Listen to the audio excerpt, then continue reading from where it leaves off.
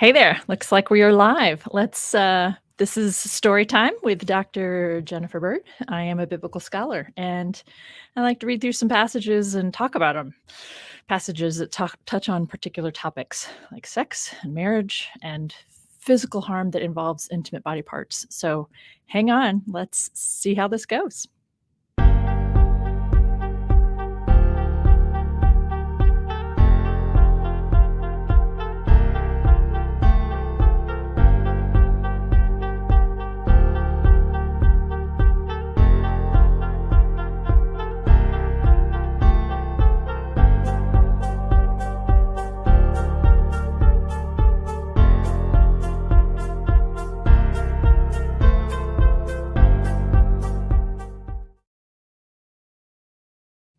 Hey there. Thanks for joining me again. I don't know if you've seen earlier live streams. I am in a new space, which I'm very excited about. And I'm finally getting some things pulled together here in terms of my setup and lighting. So I'm still figuring some of those things out, but it's nice to have a little bit more stability here in my world. So we are wrapping up biblical passages in the book of Leviticus today that have to do with the topics that I'm interested in talking about.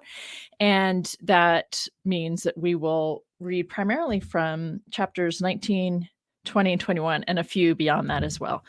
About a month ago, I think, I did one live stream just on Leviticus 18 and 20, but it turns out I was actually really only talking about Leviticus 18.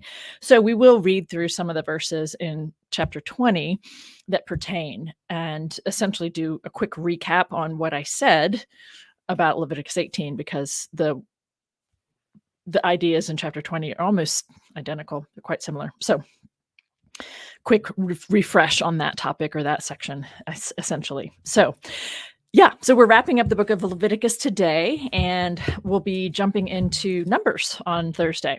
So there's more to Numbers that pertains to this live stream, to the topics of this live stream, than you might imagine, actually. So I'm kind of giggling because it always makes me happy to be able to show people something about these texts that they hadn't considered before and the implications that they have for all of us, right? So let's just jump into it today. I'm not going to do any of the promos that I sometimes do. Thank you so much for following. Thanks for being here. Thanks for watching if you're watching later. And thank you for supporting me in all the ways that you all support me, which is subscribing and telling a friend or two about my channel or about this live stream or about your favorite episode or some of my shorts, supporting me financially in the various ways that you can, Patreon, buying my second book in audio, all of the different things. Thank you for all of your support. Let's get into it. Chapter 18, we already did, and we talked about some of the things in prior to that last week. So I'm going to start in chapter 19. And I'm going to skip over to verse 20 because that's where the content that relates to us starts. Again, I think I said it last week, and so I'll say it again briefly today. If you haven't read the book of Leviticus, just read through it, just to do it, because it's really interesting to me, the language and the assumptions that are made about humanity, about the way God relates to humanity, the kind of extreme messages that people seem to think are necessary to keep other people in line. All kinds of interesting things there. So starting in chapter 19 of Leviticus, we're in the section where, the book of Leviticus itself is about purity, or what makes the people most appropriate in their relationship to God, right? There's a segment that's specifically addressed perhaps to the priesthood, but the purity and, defilement commands and ideas pertain to everyone where we are right now. So,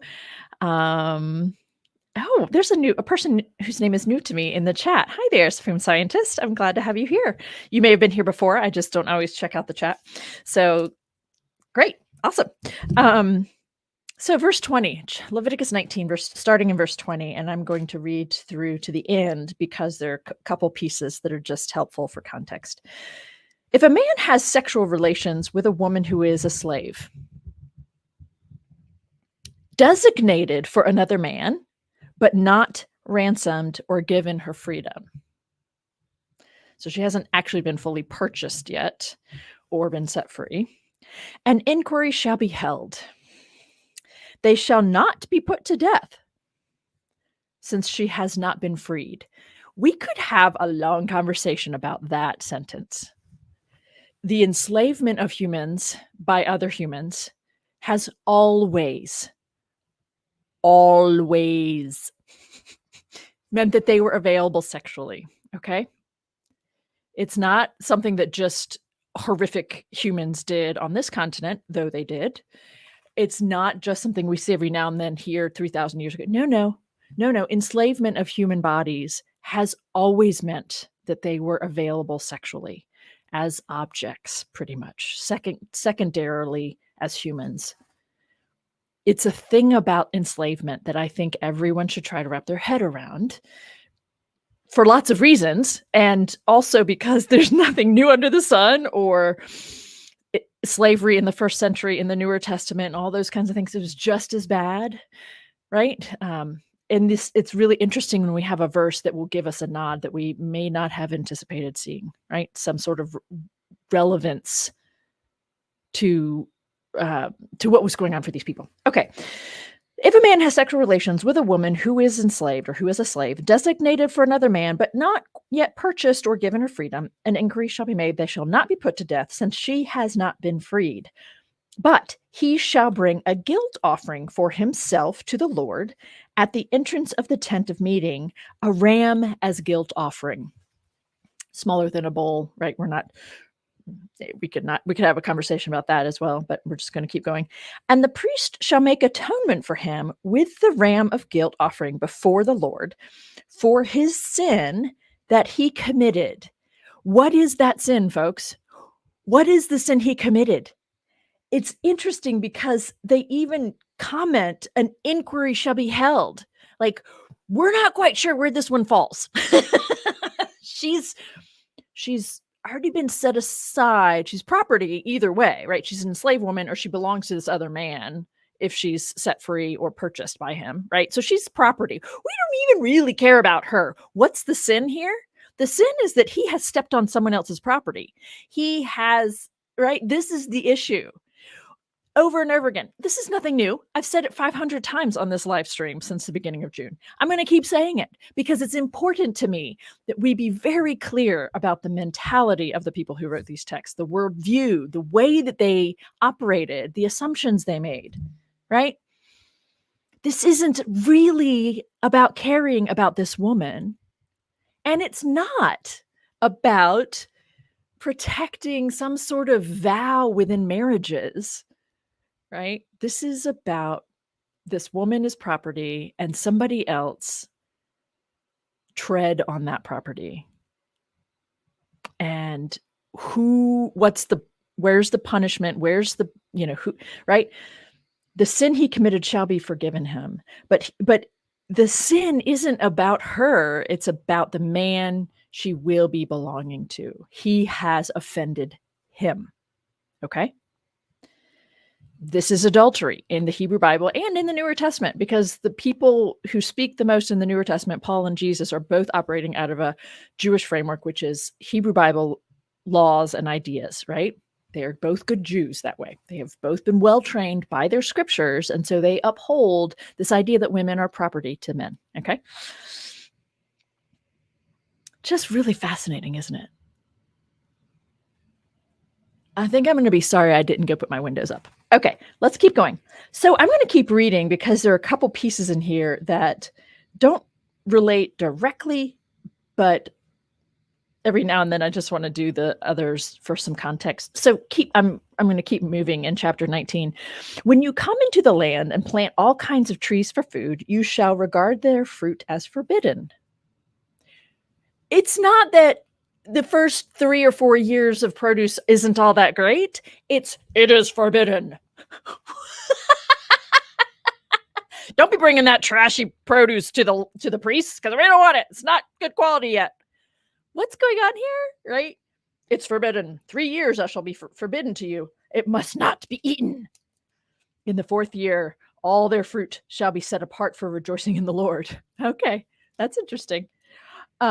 But in the 5th year, you may eat of their fruit, that their yield may be increased for you. I am the Lord your God. I don't even know what the bleep is going on with that one, right? Except for some sort of elitist, I only want really nice cheese. You know, like, I only want the best figs. I only want the best whatever, right? Like, I don't know why I said cheese. I said cheese because, we get all funny about cheese. I don't know. I know cheese doesn't grow on trees, just so we're clear. Okay. I'm going to keep going. You shall not eat anything with its blood. Notice what they pair that idea with. You shall not practice augury or witchcraft. And I've got news for you all. It's really interesting. It's just the very finest of lines that differentiates between augury, witchcraft, and being a prophet. And in fact, the primary difference is prophets are men. And don't forget, we have at least one king who consults a witch and succeeds. She succeeds for him and saves his life, right? So, okay. Yeah. What makes a witch is they're female.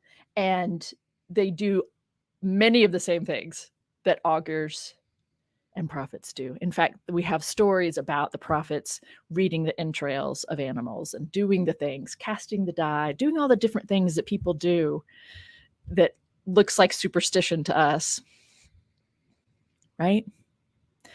So all the different elements of their worldview, of their mindset, of the extreme limitations and boundaries that they thought needed to be made in order to protect people, instead of having really more clear and direct conversations about things, for starters.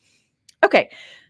Eat nothing with its blood, no augury, witchcraft. You shall not round off the hair on your temples or mar the edges of your beard. These are all right in a row, just so we're clear. This is not well organized, is my point. You shall not make any gashes in your flesh for the dead or tattoo any marks upon you. I am the Lord. Raise your hand if you've got a tattoo on your body. In fact, mine has the name of God in it. That's the funny part, right? Another long story another day. Do not profane your daughter by making her a prostitute, that the land not become prostituted and full of depravity. You shall keep my Sabbaths and reverence my sanctuary. I am the Lord. Again, the writers needed some help here. They did not do very well in organizing their thoughts, putting them together with like thoughts appropriately, and building an argument. No, don't profane your daughter by making her a prostitute, and keep my Sabbaths. Like, as if one thought leads into the next here. Do not turn to mediums or wizards. Okay, now we've got perhaps maleness going on in these roles, right? Do not seek them out to be defiled by them. I am the Lord your God, right? So, again, the line between a wizard and a prophet is disturbingly thin. Okay. You shall rise before the aged and defer to the old. And you shall fear your God. I am the Lord. I mean, it's the sandwiching, it's, oh, that's sweet and respectful. And then fear the Lord your God. When an alien resides with you in your land, you shall not oppress the alien. The alien who resides with you shall be to you as the citizen among you. You shall love the alien as yourself, for you were aliens in the land of Egypt. I am the Lord your God. You shall not cheat in measuring length, weight, or quantity. You shall have honest balances, honest weights, an honest ephah, and an honest hin. I am the Lord your God, who brought you out of the land of Egypt. You shall keep all my statutes and all my ordinances and observe them. I am the Lord. And then we keep going. The Lord spoke to Moses saying, and so say further. So then the next idea is in chapter 20. We've started into chapter 20 here. The next ideas talk about not sacrificing your children to the god Molech, right? It's an important idea. And There's all kinds of conversation in the scholarly material about whether or not this is how we should best understand the almost sacrifice of Isaac in Genesis 22. To be honest, I'm not up to date on that debate. I think that part of me, the humanist in me, wants to say that's the best way to understand Genesis 22 is we're not going to do this practice anymore, and so that's why we have it as a deterrent. Like, people are willing, you need to be just as willing to sacrifice to Yahweh as people are to Molech. Adonai as to Molech. But you're not going to do it, right? That's my, I prefer that rendering or that handling of Genesis 22, but I do know that there are reasons that might not be what's going on. But anyway, so we have a section in chapter 20. It opens up by talking about not sacrificing your children to Molech. And then again, in verse 6, if any, turn to mediums and wizards. So we're very concerned about this, apparently, right? This is a practice that's, happening enough that they've got to say it multiple times. I'm going to set my face against you if you do all these things. All who curse father or mother shall be put to death. Having cursed father or mother, their blood is upon them. If a man commits adultery. Okay, so these were the opening 9 verses of chapter 20. And then the rest, or the next section, from verse 10 all the way through verse 21 is not exact replica, but very close repetition of what we had in chapter 18. Things are stated a little bit differently in terms of the euphemism that's being made, which is interesting in and of itself, I think. So 2 different traditions having the same basic ideas, but they have different ways of talking about it, maybe. But what I would like to, so we're going to read it because it's just important to read. And I didn't last month when I said Leviticus 18 and 20. Like I said, I just did 18. But what I want you to think about, what I'd like you to take away on this, is that people turn to this and they turn to the verse, in chapter 20, in chapter 20, it's verse 13. Chapter 18, it's verse 22, I think. People turn to that and they turn to the one verse that says, a man is not to lie with a man as they lie with a woman. And people make a really big deal out of that one verse. And the same people who do that do not, I have never seen the people who want to focus on that one verse take to heart what the other verses around it are saying. And what the other verses around that one verse, what the other verses are saying is that everybody is well aware that hetero men are going to go have sex with other women besides the women they have purchased as their wife. They're women. These are simply laying the boundaries for whom they cannot have sex with. So when I have students of Intro to Hebrew Bible, which I do 4 times a year, I have at least one section of that every term throughout the year. I have students and I invite them to reflect on it. I have them look at, Leviticus 18. Is this good relationship advice?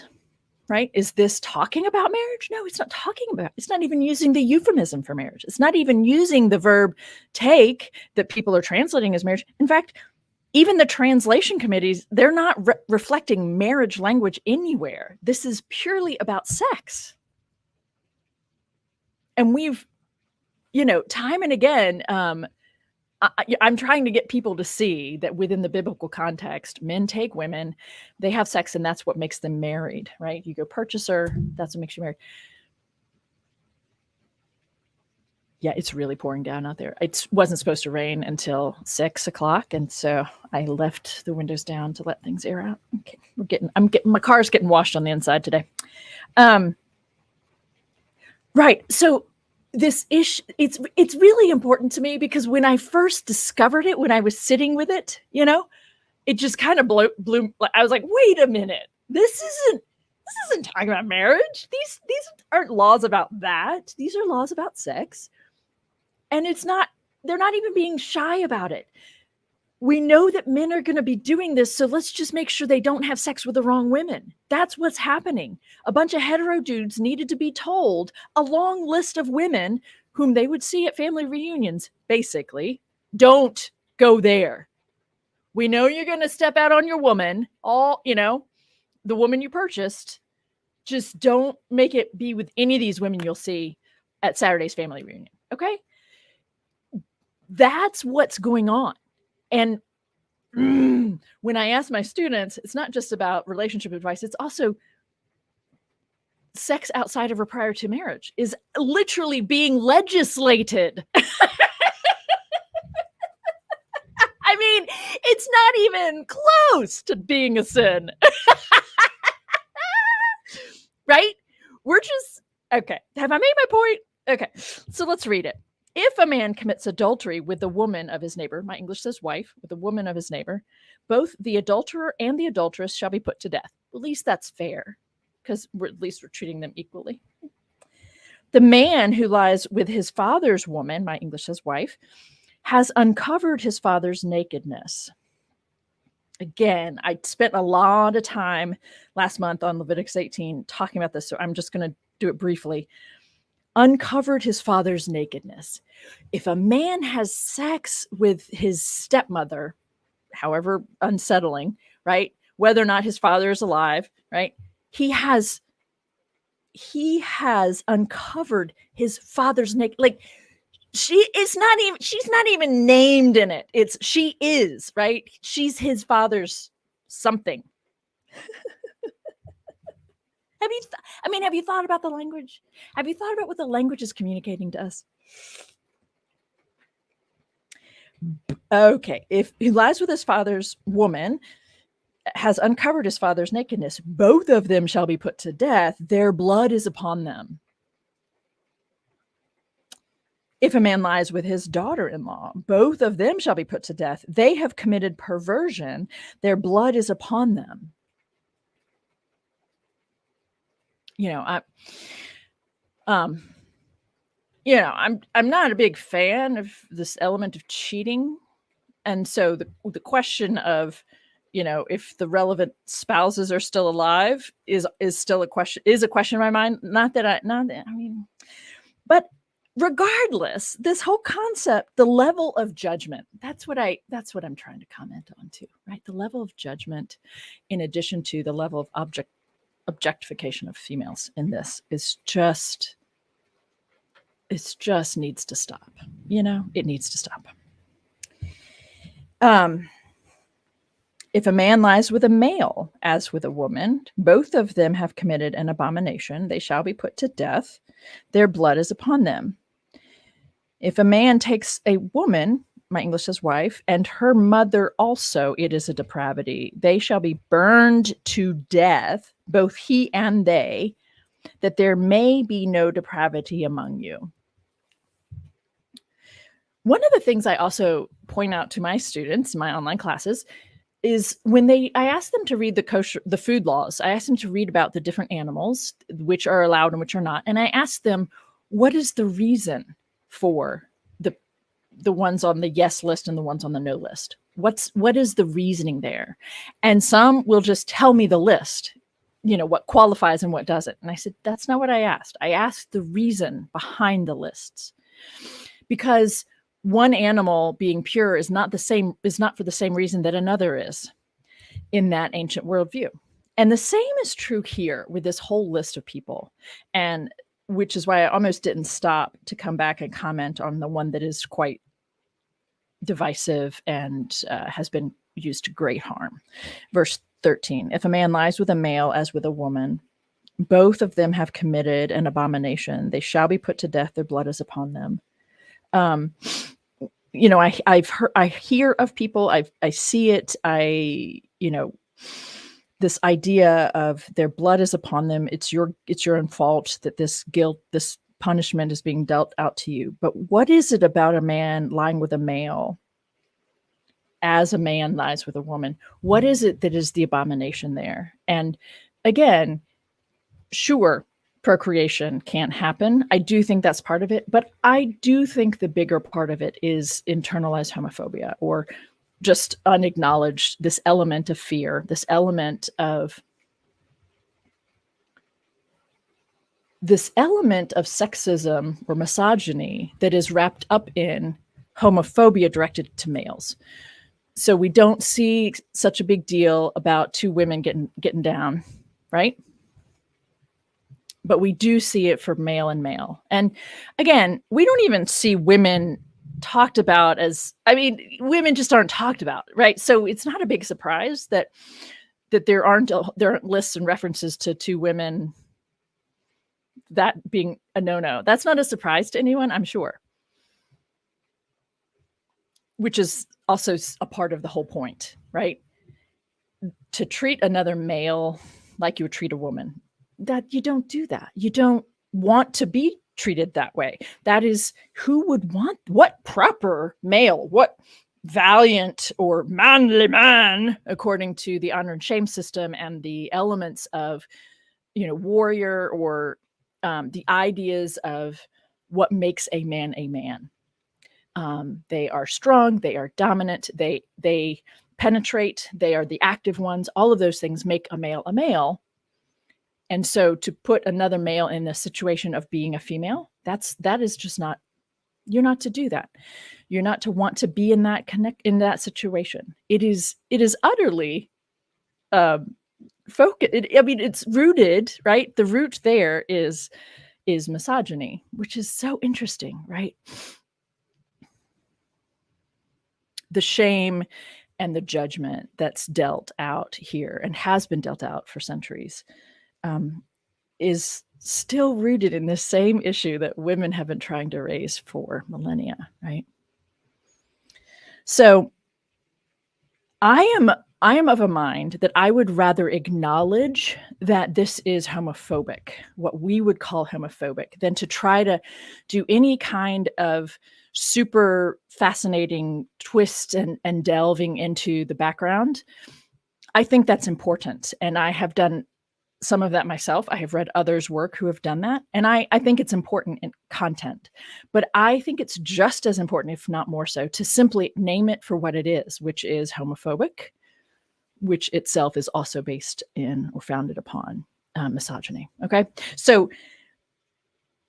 the reason why a man lying with his daughter-in-law is called a perversion or an abomination is different than the reason why a man lying with a male is called an abomination. But they're all abominations. They're all considered worthy of putting everybody to death. Like all of them are equally that within this construct of judgment on various sexual practices.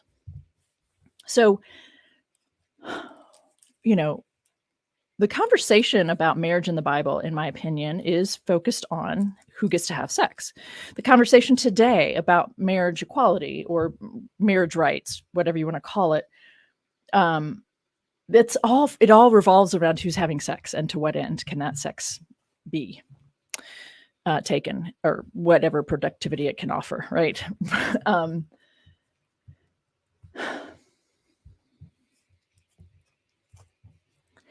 And this concept of monitoring other people's sex lives, right? This idea of being in other people's bedrooms. I get it. I do, because I grew up with it. I was taught it. So I understand it, and it needs to stop. I just think it needs to stop. We need to stop caring about what consenting adults do in bedrooms, or whatever room they're doing it in. That's just not our business. And it just needs to stop. But we have all this judgment, and we have these examples set for us. So I'm going to keep reading just to have it read. The man takes a woman, English's wife, and her mother also. I already read that one. Okay. But they all three need to be put to death, just so you know. If a man has sexual relations with an animal, and again, putting that right after this other, this, maybe not threesome, but having sex with a woman and then separately her mother, putting an animal, they're not well organized. These laws were not well organized. They did not take a lot of time and sit at desks, at carols, at university libraries, and spend lots of time organizing their thoughts, the way some of us have over the years. Okay. It's hard for me to even read. If a man has sexual relations with an animal, he shall be put to death. I'm fine with that. Oh, and you shall kill the animal. That poor animal. If a woman approaches any animal and has sexual relations with it, you shall kill the woman and the animal. They shall be put to death. Their blood is upon them. If a man takes his sister, a daughter of his father or a daughter of his mother, so a half sibling, and sees her nakedness, and she sees his nakedness, it is a disgrace, and they shall be cut off in the sight of their people. He has uncovered his sister's nakedness, and he shall be subject to punishment. If a man lies with a woman having her sickness and uncovers her nakedness, I'd forgotten that the Bible itself calls a woman menstruating her sickness. I'd forgotten that because that's, like I said last time when we were talking about the disgust element in the earlier Levitical laws, like just get over yourself, right? Human bodies are really complex and messy and smelly and do all kinds of bizarre things to make sure that we continue to live, right? I don't understand who thinks that, like, I was thinking about this later. I really do think that some of this could be mitigated if we required all children, like around 8 to 10, to help like change dirty diapers and take care of infants, all children, because then you would see that you'd be like exposed on a regular basis to how messy human bodies are. And it's just what we are, instead of talking about it as defiled or nasty or ugly or a sickness. For fuck's sake, people, I'm sorry. I mean, I'm not sorry, but really, if he has lies with a woman having her sickness, just stop it already. You wouldn't be here without that damn sickness. It's not a sickness. It's not a disease. There's no disgrace. There's no defilement. There is nothing impure. In fact, it's doing a form of purifying in and of itself. But if a man lies with a woman and uncovers her nakedness, he has laid bare her flow, and she has laid bare her flow of blood. Both of them shall be cut off from their people. I mean, what is this? What is that? Cut off from the people for having sex while a woman's menstruating? Like, just get out of the bedroom. Get out of the bedroom. You shall not uncover the nakedness of your mother's sister or of your father's sister, for that is to lay bare one's own flesh. They shall be subject to punishment. If a man lies with his uncle's woman, my English says wife, he has uncovered his uncle's nakedness. They shall be subject to punishment. They shall die childless. If a man, which is a horrific punishment, right? If a man takes his brother's woman, my English says wife, it is impurity. He has uncovered his brother's nakedness. They shall be childless. It's not about cheating on a relationship. None of it is, right? And it's all language directed to hetero males or males who are behaving like heteros, right? It's all language talking to men about what men can and cannot do to other bodies and whose boundary or whose property they might be trespassing upon. It's really ugly, awful, just disgusting language about human bodies and sexuality there, and how to think about relationships. This isn't about relationships. None of this is about relationships, folks. None of this is about marriage. None of this is about anything healthy and normal in terms of communication and relating to each other. Right? I mean, it's so primitive. It is so primitive in the way that people are being talked about and valued. So, like I said last month, I have a problem with all of Leviticus 18, right? Because it's not just that this one verse in 18 is actually grounded in what we call homophobia and has therefore been problematic for non-hetero folks for millennia, and for hetero folks for teaching people to think that way, right? It's not just that one verse, it's the whole thing. And the fact that we're not talking about the whole setting. We're not talking about the whole segment that's addressed to men about which women they can and cannot have sex with. All the other women who are not mentioned here in the village, they're free game. They're, you can talk, you can tap those, right? I have not been looking at the chatter today just because I'm trying to stay focused. not going to read the rest of chapter 20, but part of chapter 21 is also relevant to us. Should I look at, you better put down those windows because yeah, it's not just my car that's going to be struck. How is it that there's some interesting things going on here. Also, I tell my mother all the time the Bible is misogynist. Okay, there's some chatter that I've been missing out on, but oh well. Maybe I'll go back later. So we have some things here about the priests. So chapter 21. The Lord said to Moses, "Speak to the priests, the sons of Aaron, and say to them." So again, I'm just going to comment that this is Leviticus is being it's really interesting. When was it named Leviticus? I don't know the history there. That's funny because early on, Aaron and his sons are established as the proper lineage for the priesthood, but we have the story in Exodus chapter 32 that essentially establishes why Aaron and his descendants are not sufficient to be the lineage. So there are still to this day two groups of people within certain Jewish communities who debate which is it all of the Levites who can be priests or only the descendants of Aaron. And so every time I read a passage that says the sons of Aaron in reference to the priests, I always chuckle because I'm like, yeah, right, but there's that book over there that just said any Levites. And the book itself is named Leviticus after the tribe of Levi. So that's really interesting. Let's keep moving. No one shall defile himself for a dead person among his relatives. In other words, now we've shifted gears.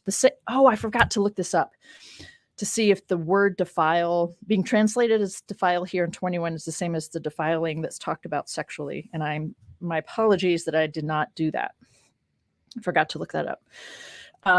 Depending on how quickly this goes, I might look it up live. So anyway, but now we're talking about priests and we're talking about not touching dead bodies. Okay. So shall not defile himself for a dead person among his relatives, except for his nearest kin. It's talking about priests here. So for his nearest kin, his mother, his father, his son, his daughter, his brother. Likewise, for a virgin sister, close to him because she has had no man, English as husband, he may defile himself for her. I don't want to get into the specifics of what's being talked about here, to be honest, because it's a little bit confusing to me, like in which way the priests are not to touch dead bodies. Who's doing the burying? I don't know. Visiting after they've just died. I'm not quite sure what the context is for touching these dead bodies and why he would need to do that for his virginal sister. I don't want to know. Are they talking about the pet cat? That dead body? He's allowed to go bury that? I don't know. But that's interesting in and of itself to me. I'm going to keep moving because this gets relevant to our themes here in just a moment. They shall not make bald spots upon their heads, probably some form of mourning ritual or something, or perhaps something you see in other religious traditions, one of the two. They're not supposed to do that, or shave off the edges of their beards, or make any gashes in their flesh. There's that tattooing thing again. They shall be holy to their God, and not profane the name of their God. For they offer the Lord's offerings by fire, the food for their God. Therefore they shall be holy. They shall not marry, take. The Hebrew is take, my English says marry, right? They shall not take a prostitute or a woman who has been defiled. So this is the thing where I feel like I need to look it up, because defilement at the beginning of this chapter was about not touching dead bodies, and then defilement, when it's applied to women, is usually about them having had sex with someone they weren't supposed to, or a female having sex with a man that the rest of her family didn't get to control, basically. It's actually what that boils down to, right? Because they get to control it if they get to decide who she gets to be sold to. So maybe, I don't know, should I go look that up real quick, Bible Gateway, and pull up Leviticus 20, chapter 21, and the parallels? We'll see how fast I can do this. Sorry about this. I meant to have this pulled up or look at it ahead of time. And sometimes it runs slowly when you have something large like StreamYard open. So let's see. I want to do... Come on, you can do it. Here we go.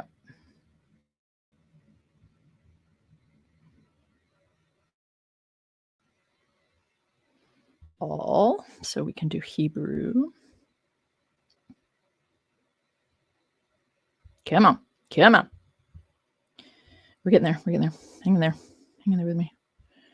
French, Koine. There we go. Okay, so I'm going to share. We'll do it this way. Woo! Come on, StreamYard. You can do it.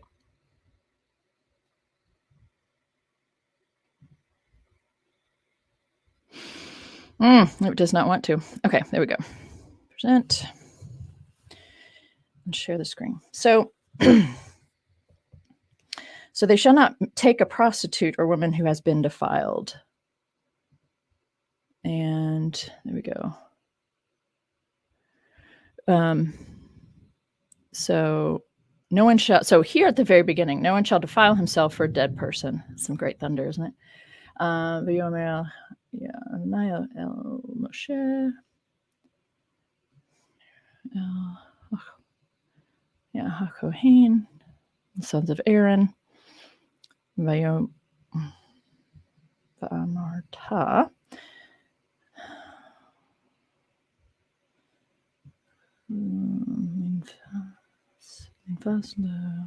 Yeah, I should have done this ahead of time. My apologies. Okay. Yep, I'm not going to be able to do it as smoothly as I thought I'd be able to visually. So I'm going to stop doing that. Yeah, I'll see if I can have that at the beginning of next session. How about that? And it'll be more clear and more simplified. So anyway, but the point here from my perspective is, and this was brought up in one of the articles I read for the book that's coming out. Eve Levavi, I think was her name. She's no longer a biblical scholar. I have hunches about that. Like to talk to her about that. But she wrote a really important article about the way biblical scholarship itself has been framed and has talked about purity and impurity, purely in terms of ritual or the context of worship and the temple. Even though there's all this language about defilement and impurity that's put upon women who have been penetrated by penises, right? So it's just really interesting to me that we're not making a distinction in terms of defilement, even in this section about the defilement of a priest touching a dead body is being, I think, I need to check, put on par with the defilement of a woman who has had sex. And again, the language about a woman being defiled it just makes me giggle because there's nothing different about the woman. It's just that a penis has entered her in this context. They're talking about heterosex. And so a woman becomes defiled by a penis. Like it's the penis that's the problem in this whole conversation. And the wrong one entering her prior to the time that they've allowed someone to enter her. Like it's men's penises, all of this stuff. Like if we took out anything that had to do with men's penises, we would have very little to read in the Bible. I'm just saying. Okay. So they shall not take a prostitute or woman who's been defiled. Neither shall they take, my English is Mary, neither shall they take a woman divorced from her husband. Still haven't looked into the divorce thing there. For they are holy to their God. And you shall treat them as holy, since they offer the food of your God. They shall be holy to you, for I, the Lord, I who sanctify you, am holy.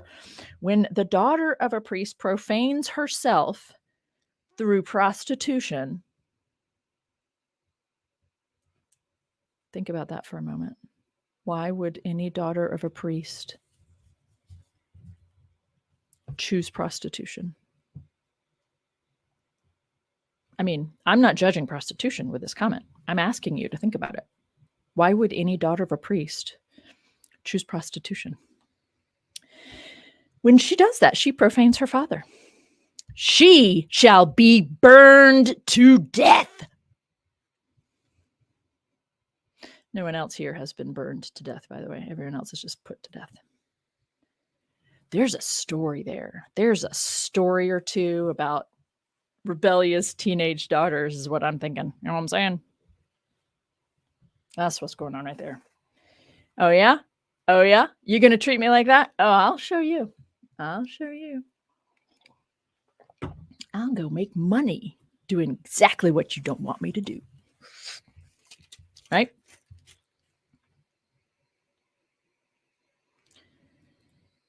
We have more conversation about the priest, but virgins and marrying come in again. So I'm just going to keep reading. The priest who is exalted above his fellows, on whose head the anointing oil has been poured, and who has been consecrated to wear the vestments, shall not dishevel his hair nor tear his vestments. He shall not go where there is a dead body. He shall not defile himself, even for his father or mother. Can we talk about the dead body thing? I know it's not the theme of this live stream, but it's just getting to me, right? It's just really getting to me. Why are dead bodies a problem? It's the same thing. It's the same disgust factor. Saying that a dead body is a problem. Okay, sure. Ancient context, diseases, whatever. I am not convinced that's why. I am not convinced this is about plagues. No, I'm just not. Given when this was written and where, this isn't about plagues. This is about some really jacked up ideas about human bodies and death and some form of superstition related to it that touching a dead body would do to you. Are you do you see my point there?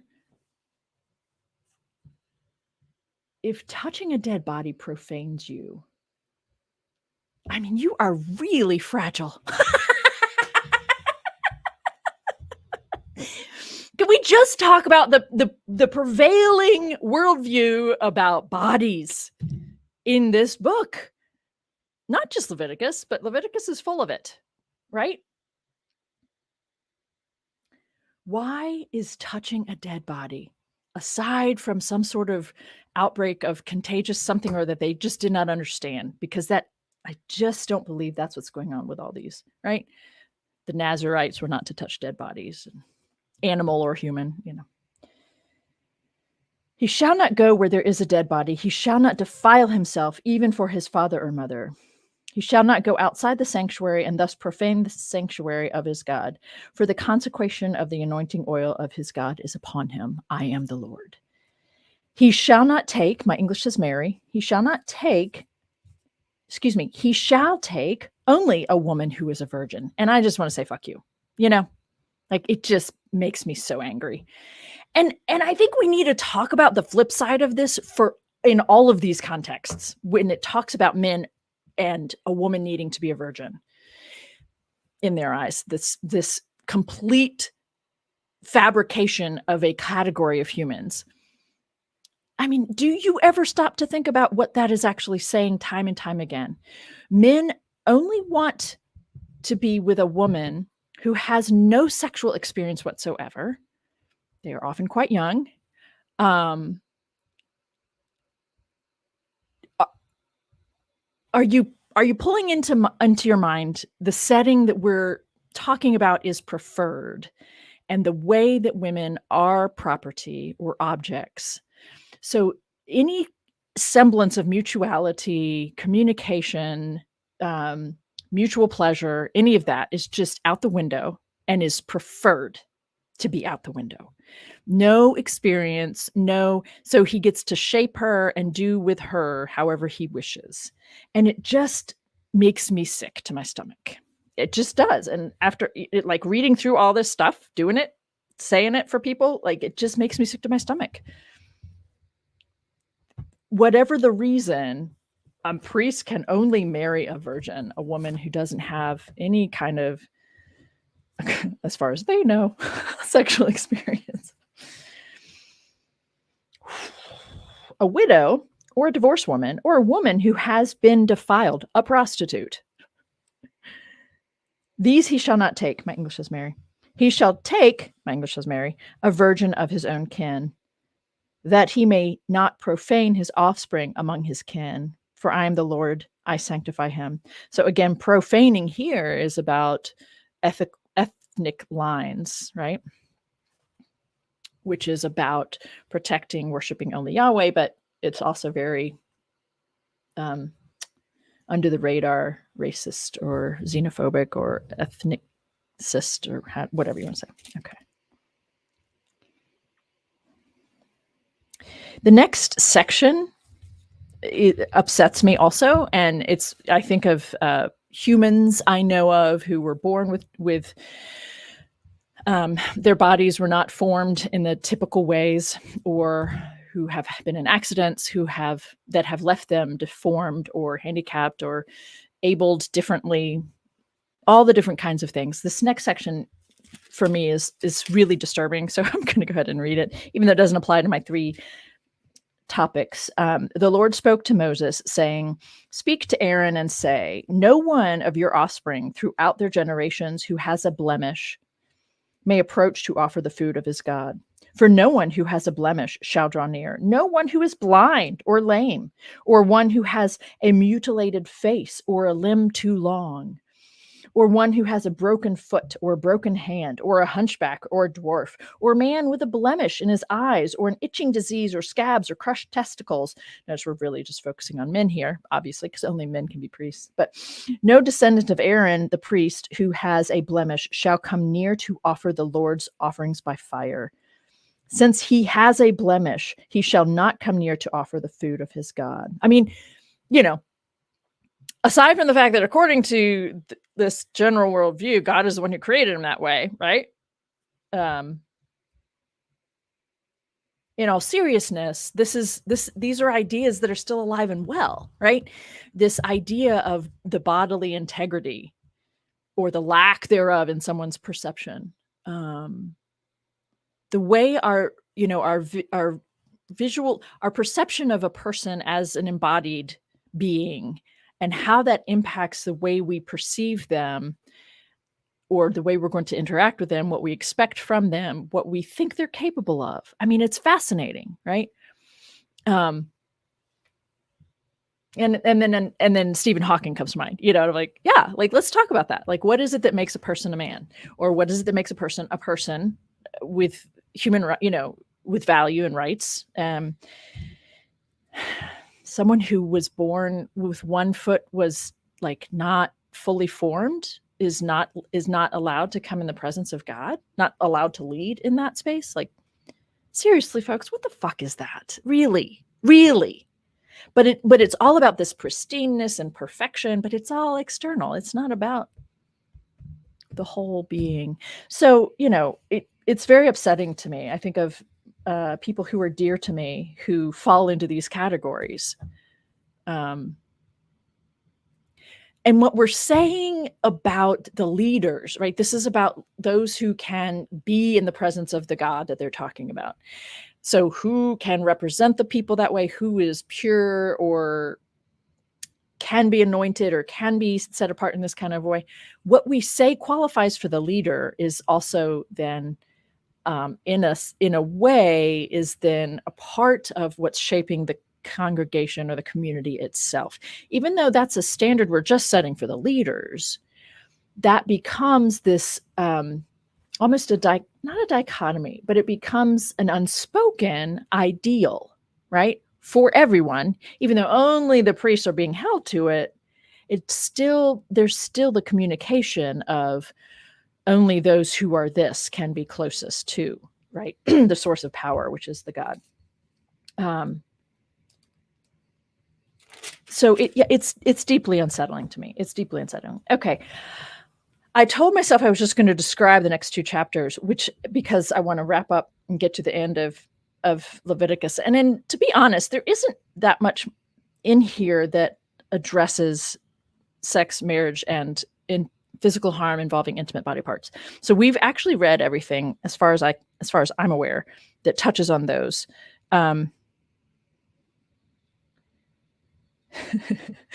As I look through this, I had skipped over this section. So let me just finish that one thought. So there isn't really much. There's one thing I just saw that I missed, but so 22 to 27, there isn't content about those. There are some really striking segments in those chapters. However, let me read. I just realized I need to read part of chapter 22, the opening lines. The Lord spoke to Moses, saying, Direct Aaron and his sons to deal carefully with the sacred donations of the people of Israel, which they dedicate to me, so that they may not profane my holy name. I am the Lord.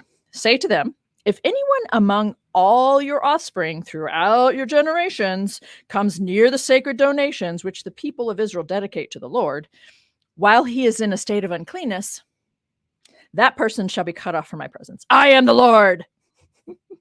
No one of Aaron's offspring who has a leprous disease or suffers a discharge may eat of the sacred donations until he is clean. Whoever touches anything made unclean by a corpse, anything made unclean by a corpse, what would that be? The bed they died on? Or a man who has had an emission of semen. Again, I just think of how often that's like just kind of a date. How often is that for some of you? I don't know.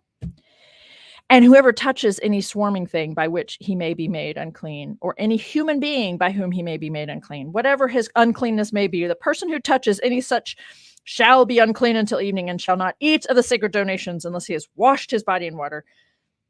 Blah, blah, blah, blah. Okay. So we're talking about sacred donations and your purity and free will offerings and yada, yada, yada. Chapter 23, speak to the people of Israel and say, these are the appointed festivals of the Lord that you shall proclaim as holy convocations, my appointed festivals. And we get the Sabbath and we get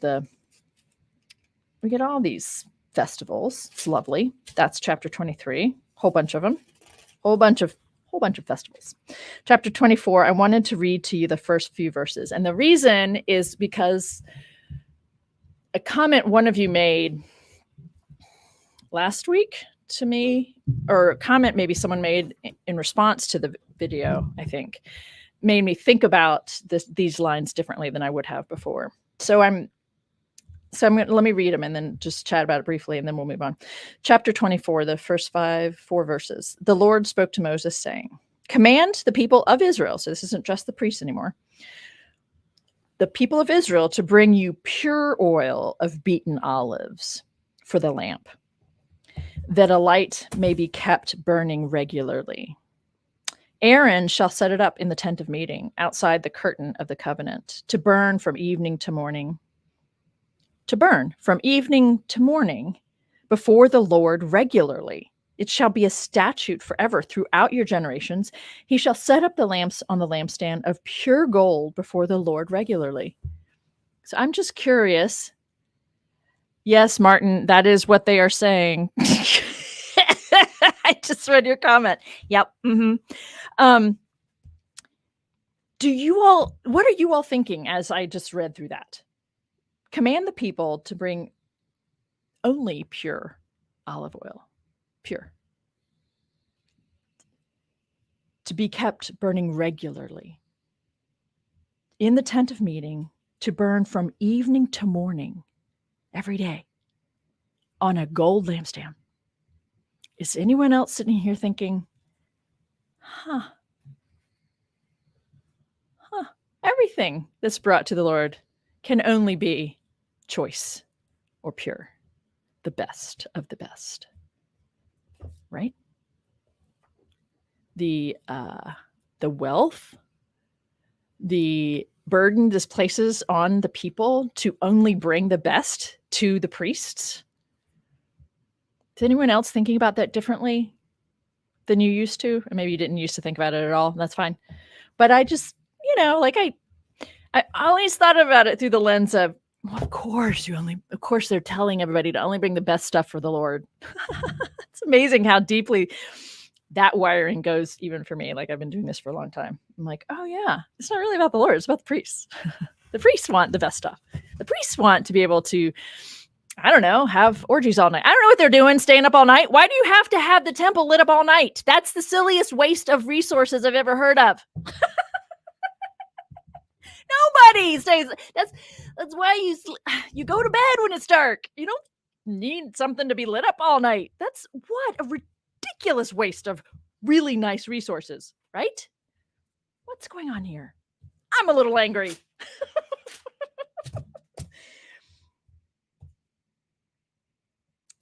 So I was going to read, just for the sake of you hearing it. I'm not going to, because we're way over. We're at an hour at this point. But chapter 26 of Leviticus, I refer to in my book, in Permission Granted, when I'm talking about the violence or the ways we're not taught to see what's going on. So chapter 26 of Leviticus starts out about if you in verse 3, if you follow my statutes and keep my commandments and observe them faithfully, I will give you your rains in their season, and the land shall yield its produce, and the trees of the field shall yield their fruit. Your threshing shall overtake the vintage, and the vintage shall overtake the sowing, and it just be all abundance and la la la. It's be great, be great, be great. And that's verses 3 through 13. But then verses 14 to 33, twice as much, is what the ways God is going to wreak havoc on your ass if you do not obey. And it is awful. It is terrifying. And so I just wanted to comment on it. If you feel like reading it yourself, that'd be great. But, it's for me, you don't get to separate these things from what we've just been reading. We need to put them all in context, not just context because this is an ancient, they're doing different things differently than we are today. We gotta, we gotta give a nod to different culture. No, I mean, the same people that are willing to write, if you do not obey me, if you spurn my statutes, abhor my ordinances, and you break my covenant, I in turn will do this to you. I will bring terror on you. That's just right out of the gate. Consumption and fever that waste the eyes and cause life to pine away. You shall sow your seed in vain, for your enemies shall eat it. If you continue, a few verses down, if you continue hostile to me and will not obey me, I will continue to plague you sevenfold for your sins. A few verses later, if in spite of these punishments, you have not turned back to me, because punishing a person usually makes them want to return to be nice to you, right? Then this is called abusive relationship, by the way.